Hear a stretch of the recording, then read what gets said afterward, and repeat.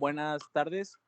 Nosotros vamos a presentar nuestro PIA de termodinámica de los procesos. Nuestro equipo está conformado por Marcela Ramos Solís, Clara Edith Zamora Tolentino, Arina Alexandra Álvarez Sosa, Katia Montserrat Torres Orozco y Gerardo Armando Cárdenas Duarte. Siguiente, por favor.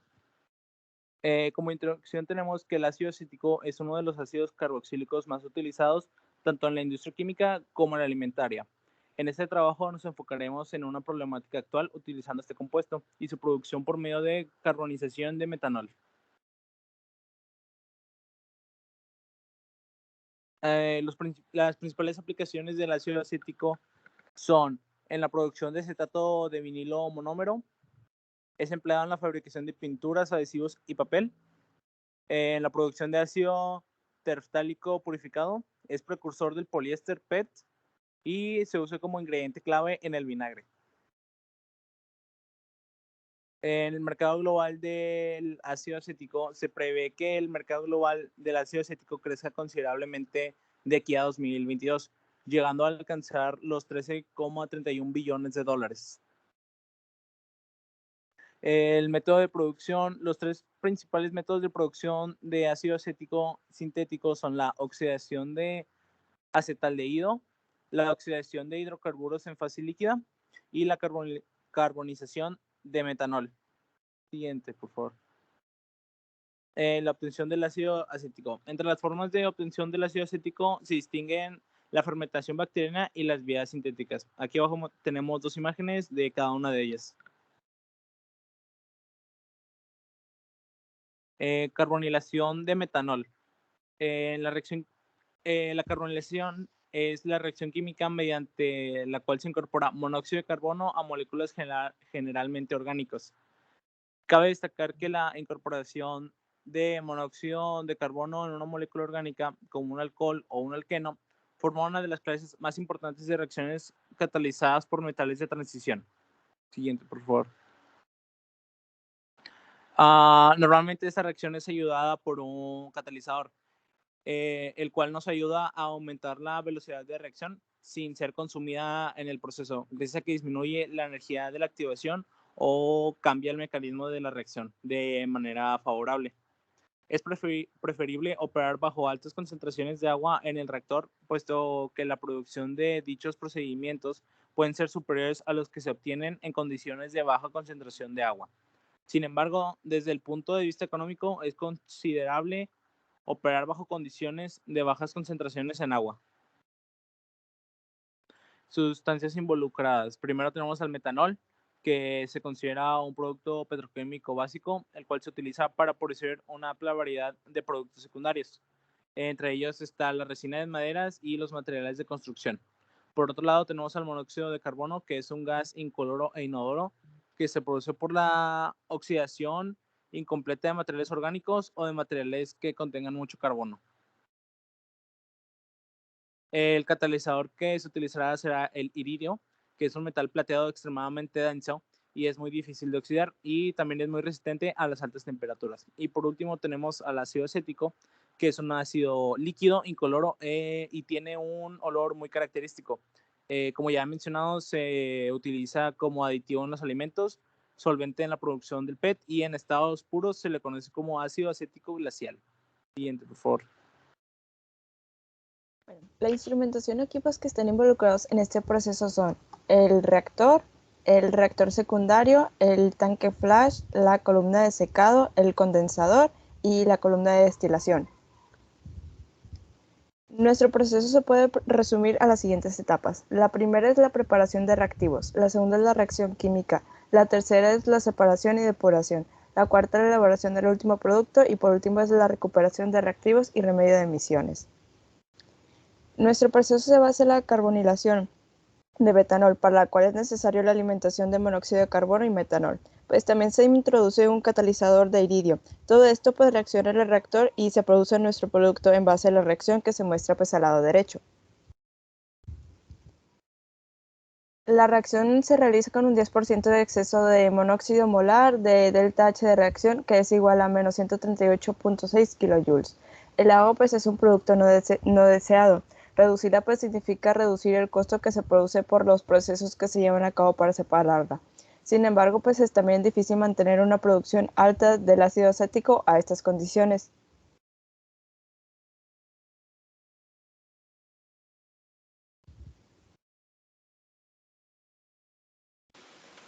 Bueno, en la metodología está la primera fórmula que calcula el cambio de entalpía en el reactor usando su formación para calcular la entalpía de reacción. Aquí es delta H reacción es igual a la sumatoria de N productos por delta HF de productos, menos la sumatoria de N reactivos por delta HF de reactivos. En el segundo conjunto de ecuaciones hace otro cálculo del cambio de entalpía en el reactor.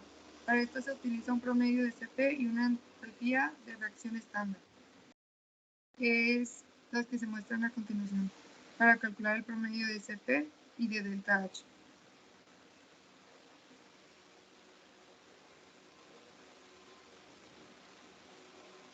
Bueno, estas tres ecuaciones son correspondientes a la correlación de Pitzer para sacar la temperatura residual, presión residual y Z. Una vez obtenido el factor de compresibilidad Z, se utiliza para obtener el volumen molar y con esto se calcula el trabajo en condensador, del volumen y el trabajo.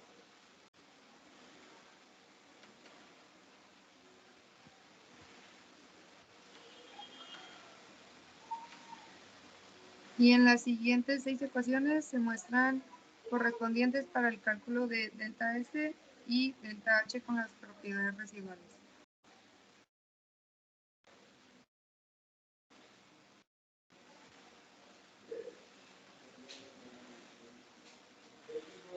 Estos son los resultados para el reactor. En la tabla 1 se muestran los resultados que nos dieron en cada compuesto con delta H, Cp en líquidos y Cp en gases.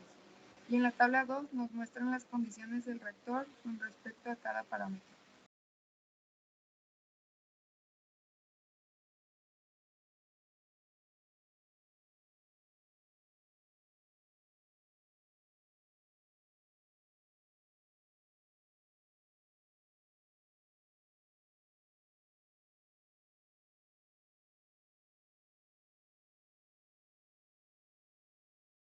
Bueno, y en la primera tabla tenemos las condiciones particulares de las entradas del reactor, del metanol y el monóxido de carbono. Tenemos la composición, la temperatura, la presión y el estado físico. En la segunda tabla tenemos la composición y condiciones de las líneas de salida, la línea de salida de gases y la línea de salida de líquido. Tenemos su composición, su temperatura y presión. Siguiente, por favor. Bueno, y los cálculos para el delta H, tenemos las presiones y temperaturas a la entrada y salida del reactor. A la entrada tenemos una presión de 28.5 bares y una temperatura de 14.6 grados centígrados. En la salida tenemos una presión de 28.5 bares y una temperatura de 194 grados centígrados. Para el procedimiento 1, tenemos que la entalpía de la reacción nos dio menos 134.6 kilojoules sobre mol, y para el procedimiento 2 nos dio una entalpía de menos 133.172 kilojoules sobre mol. Siguiente, por favor.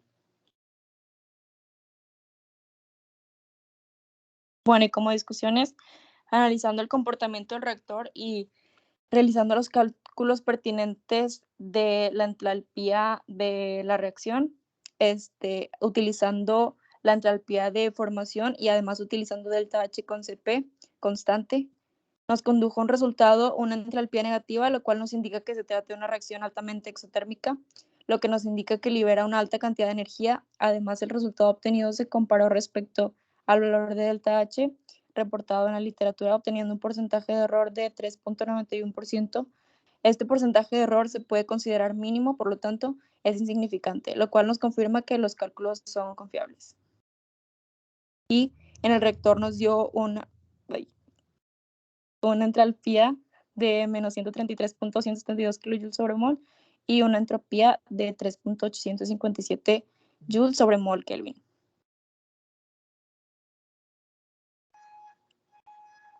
Bueno, y en el condensador tenemos que la unidad de calor nos dio menos 12.528 kilojoules sobre mol, una entalpía de menos 12.528 kilojoules sobre mol un trabajo de 0.3818 kilojoules sobre mol Kelvin y una entropía de menos 2.52 por 10 a la menos 2 kilojoules sobre mol Kelvin.